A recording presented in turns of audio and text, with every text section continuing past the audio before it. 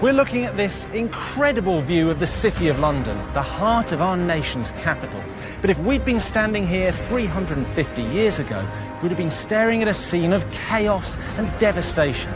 London was being consumed by the most catastrophic fire that Britain has ever known. The Great Fire, as we still call it today, was the biggest and most famous fire in our history.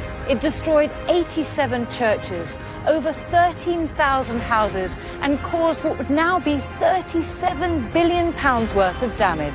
Over the next 3 programmes, we'll be walking the route of the fire street by street, uncovering new evidence and exploring new revelations, from where the fire really started to how many people really died during the most terrible blaze this country has ever known. Here's what's coming up. In this first programme, we're looking at how a tiny spark turned into a raging inferno. That's 1,000 degrees! We'll explore the human tragedy it unleashed and reveal remarkable new discoveries about the things that Londoners actually lost in the Great Fire. So this is actually discoloured because of the fire? That's right. That's amazing. And as I walk the route of the fire hour by hour, I'll see how it devoured houses and churches, workshops and markets, property and people, searing its way into our national story. This is the Great Fire.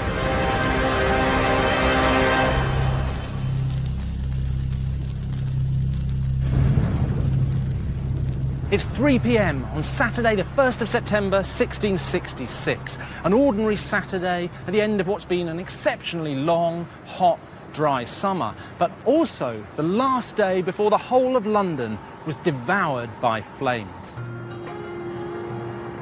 And this area, which today we call Monument, would have looked very different. So forget the office blocks, the cars, the Portaloo down there, forget all of this. This would have been narrow little streets full of people going about their business, getting their supplies and shopping in before the whole city shut down for the Sunday.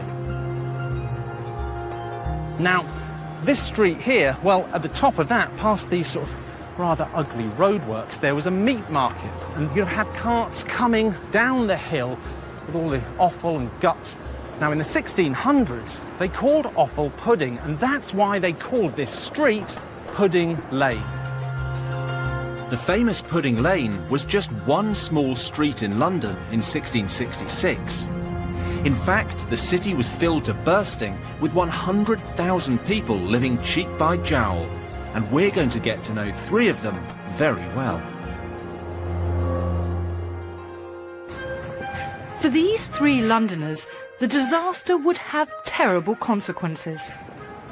And I'm going to get under their skin and uncover how the Great Fire completely devastated their lives. Our first Londoner was a shoemaker called Sybil Tame. We know her story from the records of the school where she lived and worked, Christ's Hospital. On Saturday afternoon, less than a mile away from Pudding Lane, she would have been blissfully ignorant of what was going to happen to the city in the dead of night. In 1666, this whole area was dominated by a school for orphans, Christ's Hospital. Sybil lived and worked on the school campus, making shoes for the orphan children. In fact, her workshop would have been just a few metres from where I am now. A short distance down the road from Sybil's workshop stood London's greatest landmark. This is the courtyard of St Paul's Cathedral. Today it's popular with tourists and city workers alike. But in 1666, the whole place was bursting with booksellers. And if you wanted to get your hands on the latest bestseller, you'd probably pay a visit to our second Londoner, a bookseller called Joshua Curtin. Just half a mile away from Joshua's shop at St Paul's, and only a stone's throw from Pudding Lane, was the beating heart of London's banking elite, Lombard Street. In 1666, it was one of the wealthiest streets in the city, and one of its richest residents was Robert Viner, who lived where I'm standing right now. Robert Viner, who'd made his vast fortune as a goldsmith and a banker, is the 3rd Londoner I'll be following. But in spite of his enormous wealth and privilege, Robert Viner like how other Londoners Sybil Tame and Joshua Curtin would be utterly transformed by the Great Fire of London. It's now 5 p.m. and the clock is counting down to a disaster that will leave London in ruins. Pudding Lane is bustling with activity, filled with the butchers, plasterers and wood turners that live and work here, going about their daily business. Just a typical Saturday afternoon. But in only 8 short hours, a spark in the ovens of their neighbour, the baker Thomas Farriner, will start a fire that will consume the city. Now, if there's one thing most of us know about the Great Fire of London, it's that it started in a bakery here on Pudding Lane. And that bakery was owned by a man called Thomas Farriner. And I want you to remember his name because he was a tricky character and he could turn out to be the villain of this whole story. So here's the first question. Where was Thomas Farriner's bakery?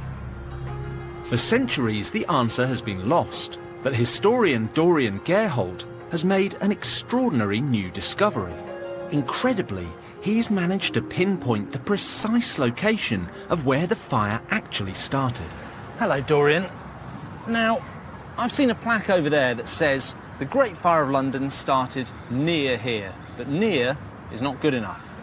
You've been doing the work that shows exactly where it started, haven't you? Yes, I was at London Metropolitan Archives researching city properties, and I came across a plan of where the Great Fire started.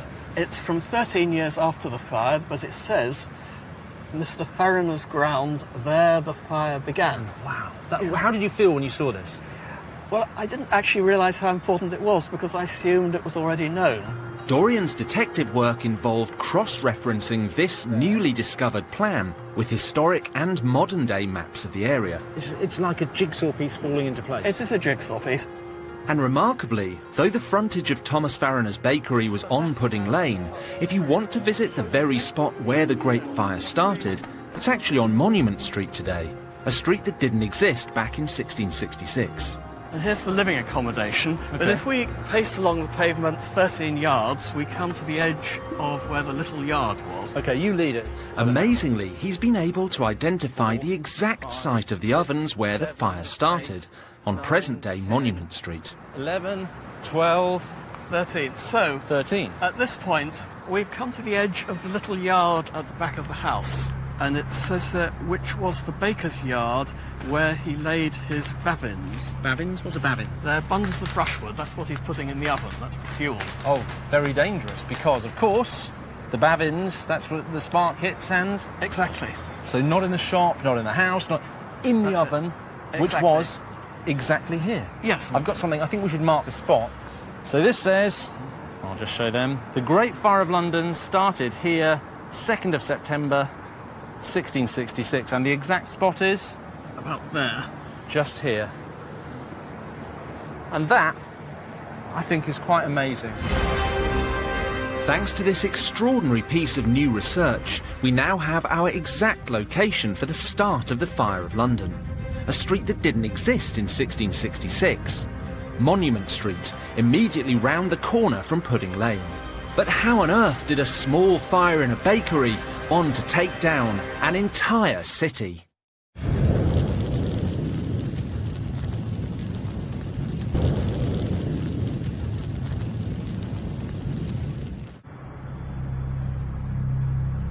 Welcome back. We're uncovering the truth behind the Great Fire of London. Earlier, we found out exactly where the fire started.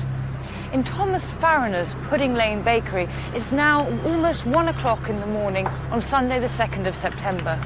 The street is narrow and dark, filled with a mixture of tall, overhanging houses. And as it's the dead of night, the street is empty of people.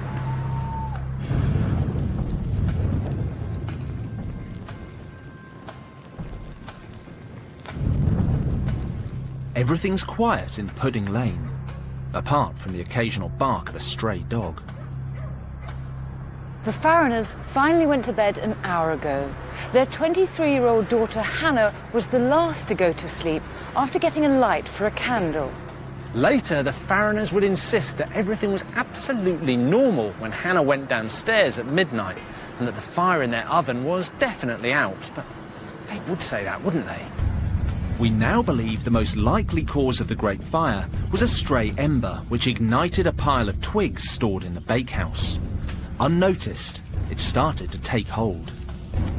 Thomas Farriner's teenage son and apprentice, also called Thomas, woke up.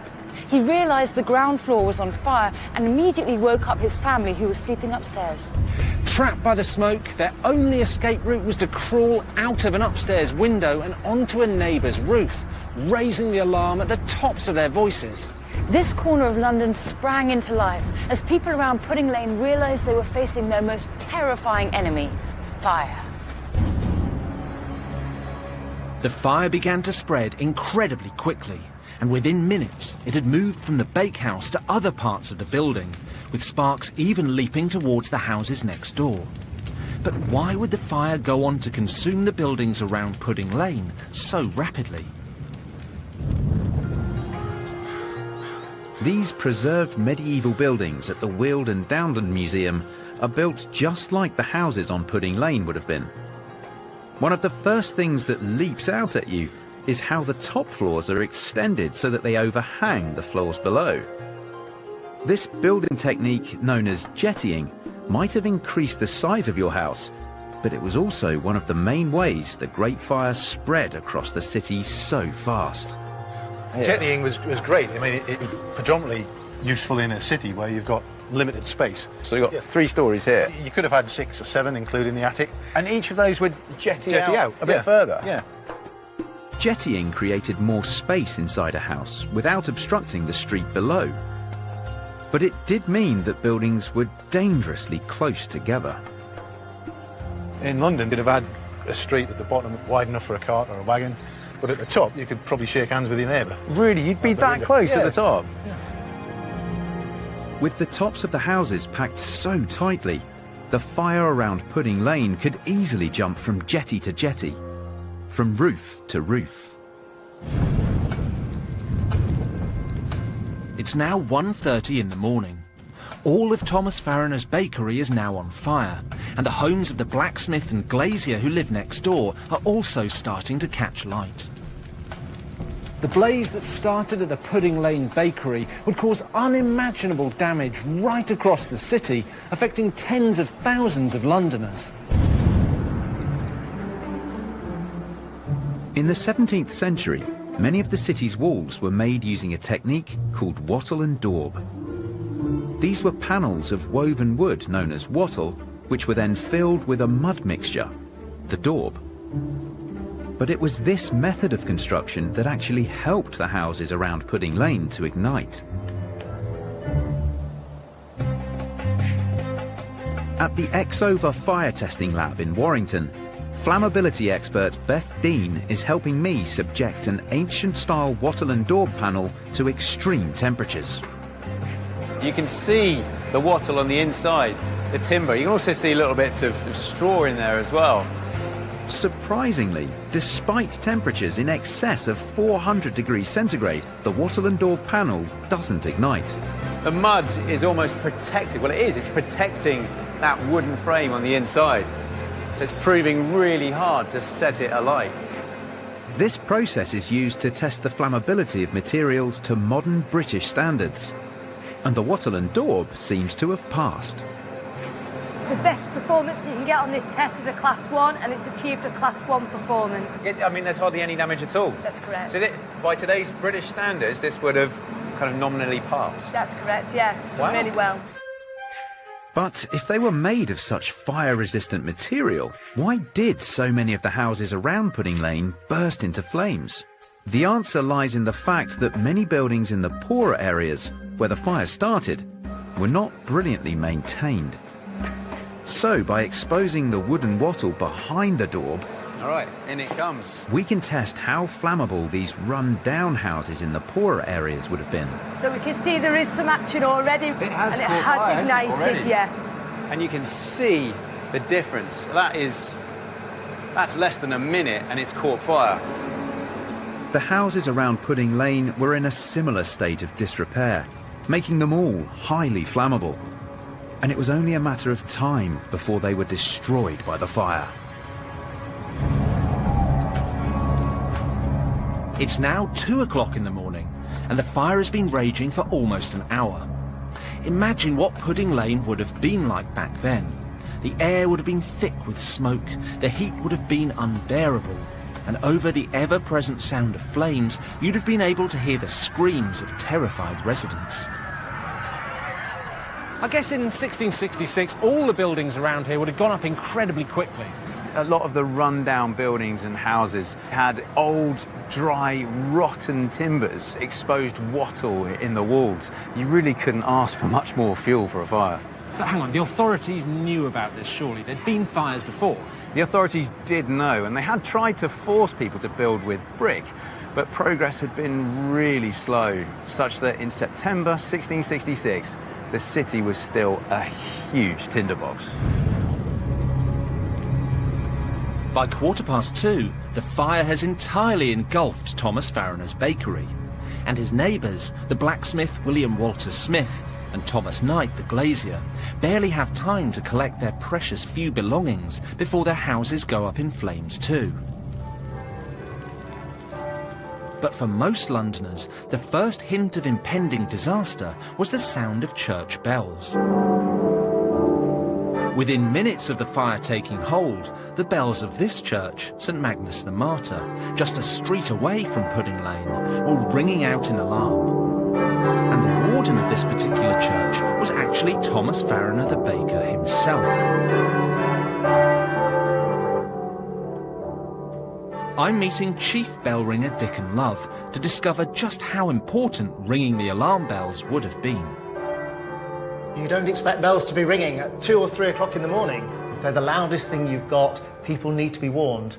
And therefore ringing the bells was a way to wake people up and make sure that they were aware that all was not right in London. And how important was the ringing of bells in the story of the Great Fire? The bells are in belfries across London, all above the other houses. It's the best way of getting the message across. And if they're rung at a time when you don't expect them, then you know there's something wrong.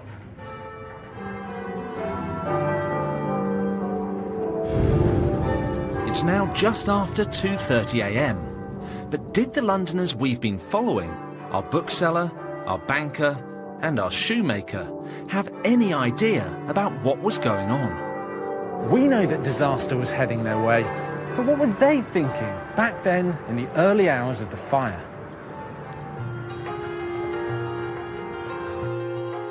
Robert Vyner was one of the most powerful men in the whole country. He'd made his vast fortune as a goldsmith, and like many other goldsmiths in 1666, had moved into banking. Robert would have heard the alarm bells ringing out just a few hundred metres down the road. But safe within his mansion on Lombard Street, he must have felt like nothing could touch him. We know that Robert Vyner lived here on this street with his wife Mary and his children.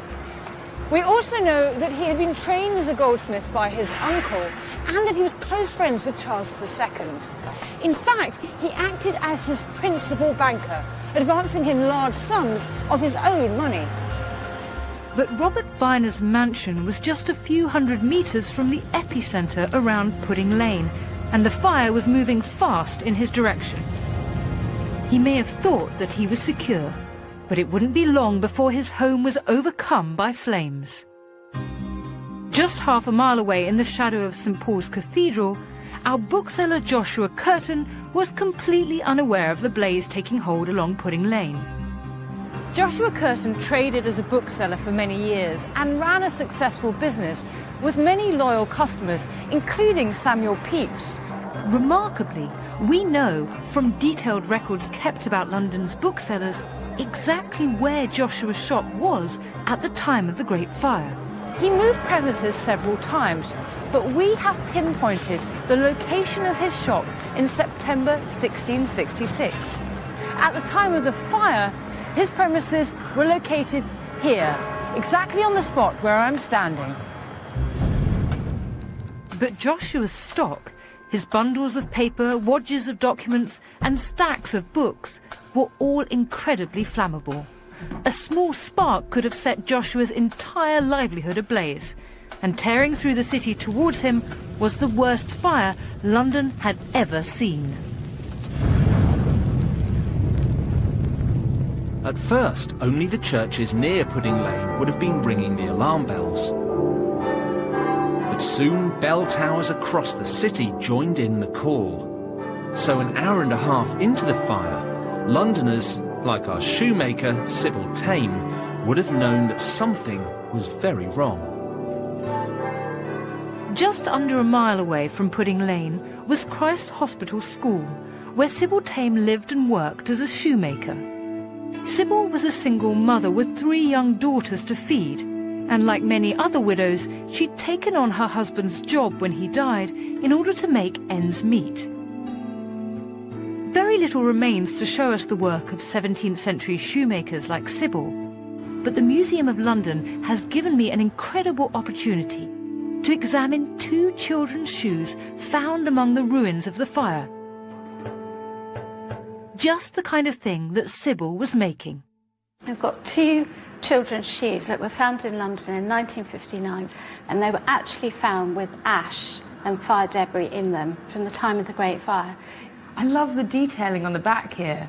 It's really quite charming. I mean, it's quite subtle, but just enough little interest to make them slightly prettier than certainly this shoe, which looks a little bit more as if it was a boy's shoe. And they're really worn. This one, for example, is rather misshapen and bent and has a hole at the toe. And this one has a quite large gouge from the side, as if perhaps the child had outgrown it and the leather had worn and split, or they'd gone along the road and sort of scuffed their shoes. We know from Christ Hospital records that when it came to making shoes for the school children, Sybil had a problem with quality control. The nurses complained about the quality of her footwear. So she wasn't very good at making them. The big problem was that the shoes didn't have sufficiently robust soles. The children were getting damp feet and then becoming ill. But Sybil was a feisty character, and she argued with the school authorities. Instead of getting fired, she actually ended up getting a pay rise. Over the years leading up to the Great Fire, Sybil had many more run-ins with the school, thanks to her reputation as a woman who liked life's pleasures. Sybil was reported by one of the school porters for having been visited in her rooms by men servants at very ill hours, and she almost lost her shop as a result. Whatever the truth of these rumours, what I love about Sybil is that she's one of those intriguing characters who reminds us that people in history could be just like us, with their loves and lusts, their flaws and their foibles. We'll never know for certain what Sybil was up to on the night of the fire, but if her track record was anything to go by, she could have been entertaining a young man in her rooms, blissfully unaware that the blaze was heading in her direction.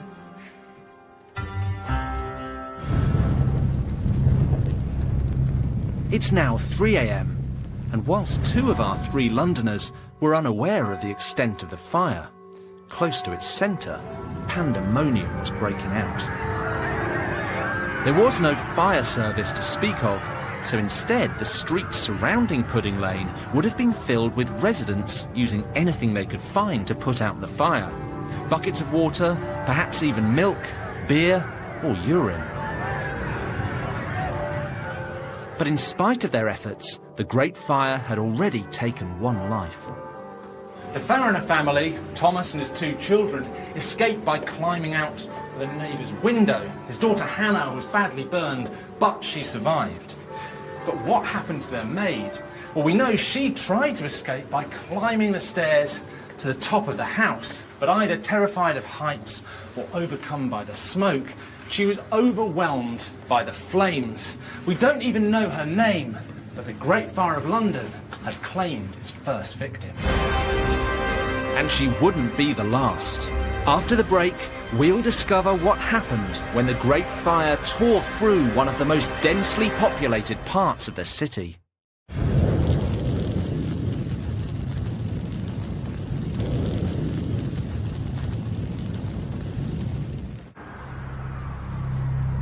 Welcome back to the Great Fire of London. The fire has now been raging for almost 2 hours, and the Pudding Lane bakery and several houses nearby have already burned to the ground. It's only really by walking these streets today that you get a sense for just how compact the city was 350 years ago and how easy it was for fire to take hold.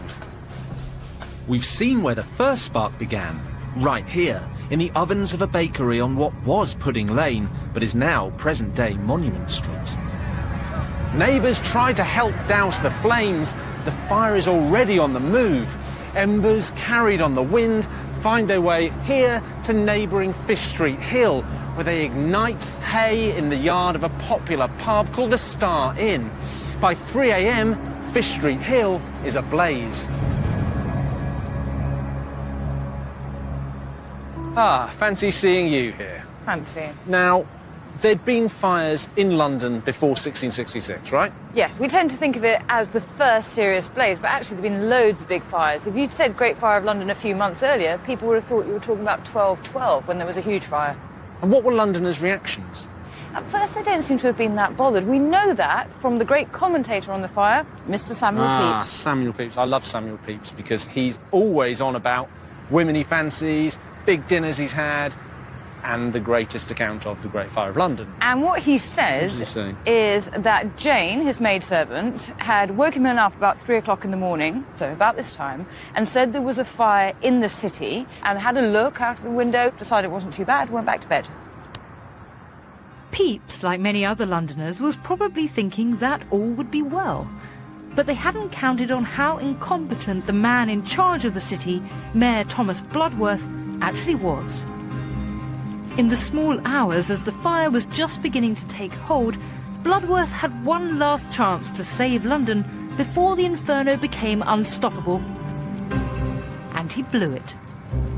He could have pulled down private houses, created a fire break, but those houses belonged to rich merchants who'd put him in power, and he didn't want to be unpopular. It's always politics. And he said, didn't he, of the fire, a woman could piss it out? Yes, he did. Probably not true in this case. It's probably not true, and also a very bad decision, because it means he's remembered for that dodgy joke as opposed to putting out the Great Fire of London. Well done, Thomas Bloodworth.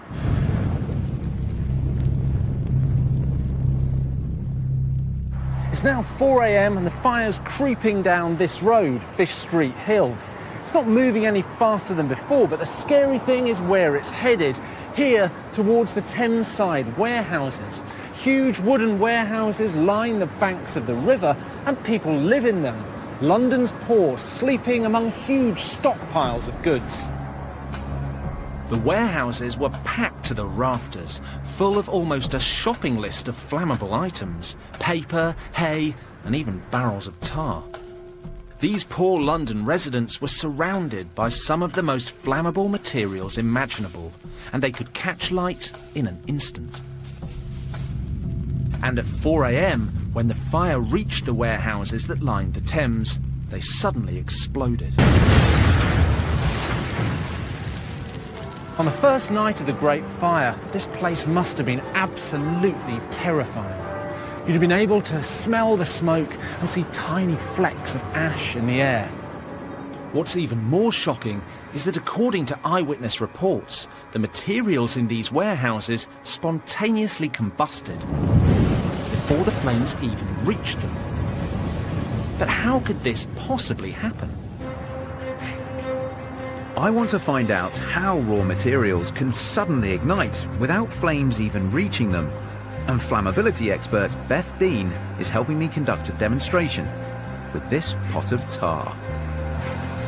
I'm not going to ignite this. We're only going to ignite the wood, and we're going to see if we can make this tar ignite. We're simulating the conditions inside the Great Fire warehouses, which were crammed full of tar barrels. We're going to find out how they would have spontaneously combusted when the temperature got high enough. When a material ignites without any direct flame, it's because the heat is radiating down onto the material, and it gets so hot that it just ignites on its own. The temperature is rising and rising. Unburnt fuel that's here in the smoke layer is now starting to ignite, and we call it rollover. You can see the flames are licking across the ceiling, and that's the gases igniting, that's is it? exactly right, yeah. We know ignition is imminent. Oh, yeah, oh, yeah. boom. Look at that. This is a phenomenon known as flashover. The temperatures have reached a point that means the heat of the room alone is enough to set the tar alight. That just That was the tar igniting from the radiation going down onto the tar. Oh my goodness. And the flames weren't touching it at all. It just, because of the temperature, just went poof. Yeah. That is scary. And imagine that's one small little glass container of tar. Imagine in 1666 in London, warehouses full of barrels of tar. Absolutely devastating. Nothing had any chance of surviving. It's now 5 in the morning on Sunday the 2nd of September, and the terrifying sound of the warehouses exploding would have been heard right across the city.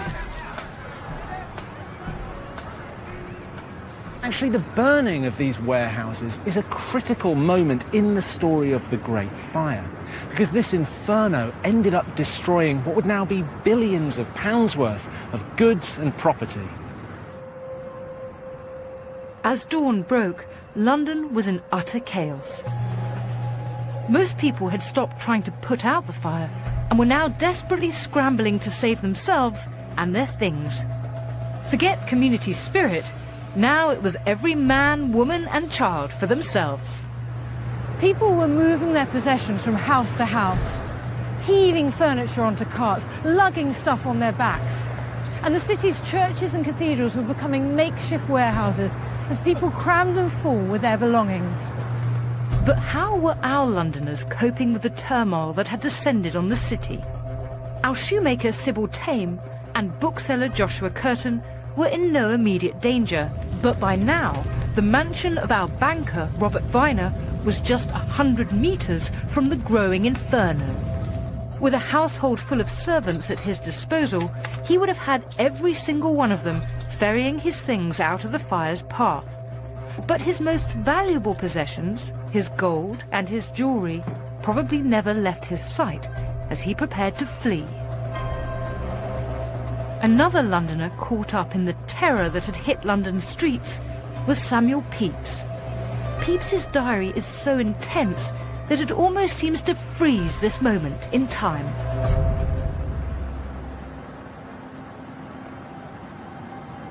Pepys's writing is incredibly vivid. He's really good at capturing those telling details.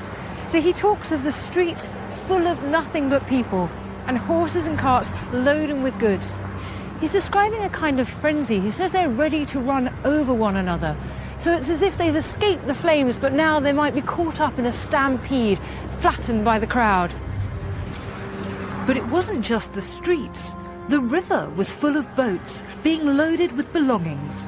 In some cases, people were simply flinging their things right into the Thames itself in a desperate effort to save them. For the haves, like our wealthy banker Robert Viner, the Great Fire would ultimately be totally devastating. But already, on day one of the disaster, a few canny chancers with their own means of transport used it as an opportunity to make some hard cash.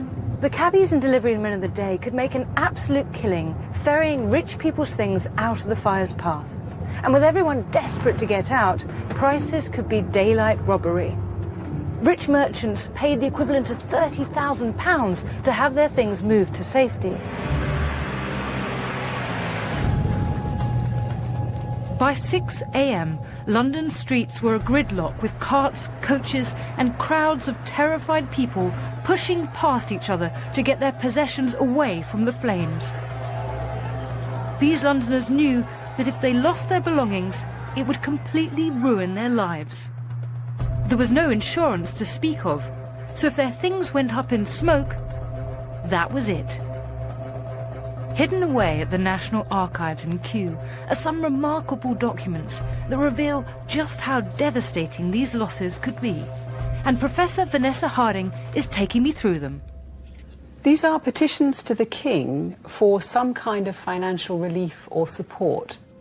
They detail everything from a map maker who lost all his stock in the fire to a chaplain whose church was razed to the ground, and countless wealthy people reduced to abject poverty. The one we have here is a petition from Sarah Crafts, a widow.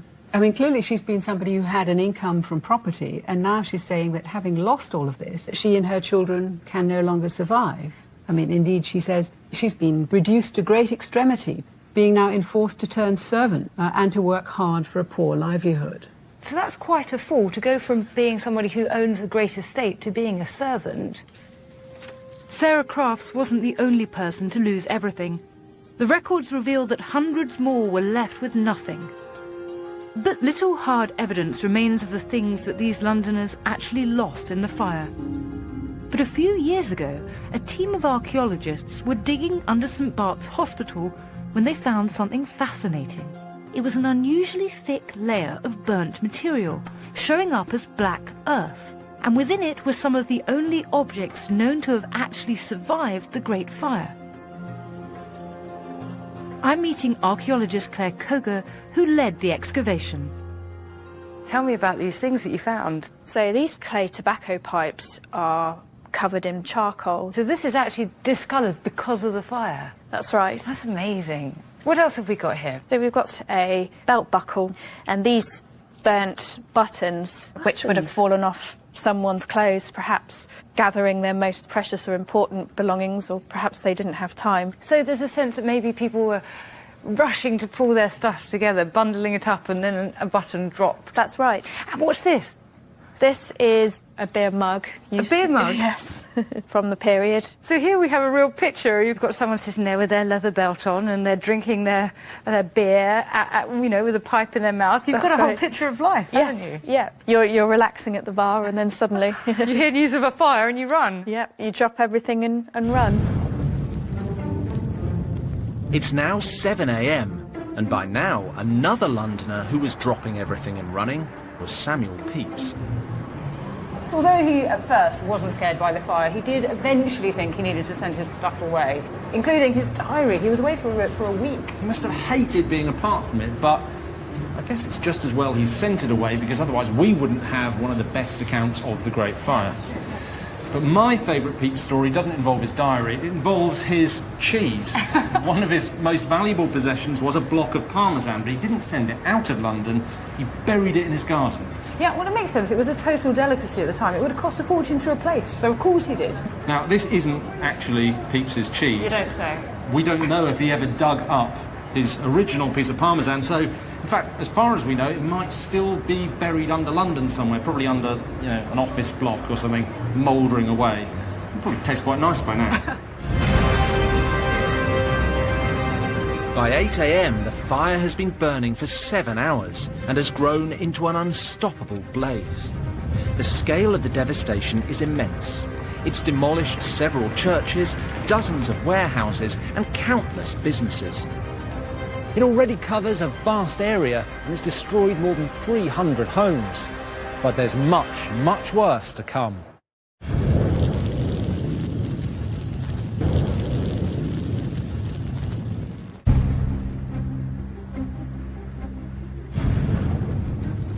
We're now almost 8 hours into the Great Fire, and daylight is revealing the devastation. Here at the Thames Street waterfront, the warehouses are burning fiercely. The writer Samuel Pepys takes a boat along the Thames and he notices the fire seems to be carried on the wind. It's killing the pigeons that Londoners keep for food.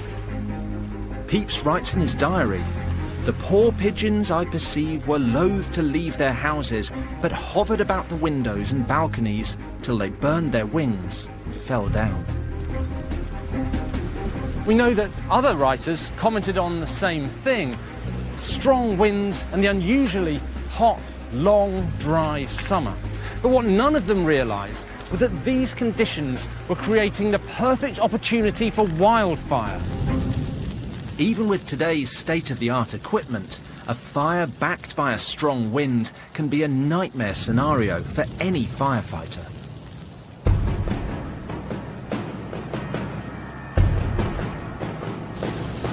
This is the Fire Service College in Gloucestershire. and I'm here to discover why the strong winds in 1666 had such a devastating effect. With the help of fireman Justin Thorne, I've built stacks of wood and paper to mimic the conditions inside the buildings that helped the fire take hold so quickly. You can see we have built something that's ready to go.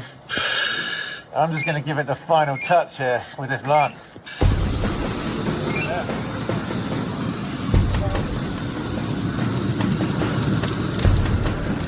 Within seconds, we've created our very own micro-inferno.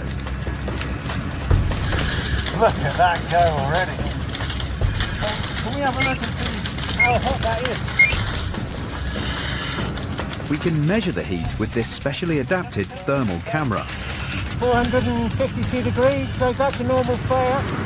Temperature-wise. But on that first morning of the Great Fire in 1666, we know the winds really picked up and the fire turned from bad to worse. Something we're going to replicate with this industrial strength fan.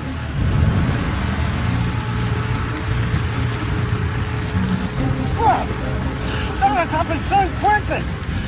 The fan on it, it's changed. It's almost a completely different fire now. That is unbelievable! The oxygen from the wind acts as fuel for the fire, and in just 2 seconds, the temperature has jumped more than 500 degrees. That's gone straight up. Right, so what are we looking at? We're looking at 1,000 degrees. That's 1,000 degrees! 1,000 degrees. That's happened almost instantaneously. The heat of this is absolutely phenomenal. It's almost like it's a flamethrower. Yeah. Wind-driven wildfires like this are still an enormous challenge to firemen today. And it's terrifying to imagine what it must have been like in London 350 years ago. So how would you tackle a fire that's wind-driven like that? It's almost impossible. The amount of resources that you need, you're literally going to have to stand back and you're going to have to wait for the conditions to change. I'm quite shocked at what I've seen here today. The devastating effect that wind has on a fire, making it almost impossible to put out. But think back to 1666 and the wind that was blowing, similar to the wind we created here today. It more than doubled the temperature of the fire. And with the primitive equipment available, it made tackling the fire a losing battle.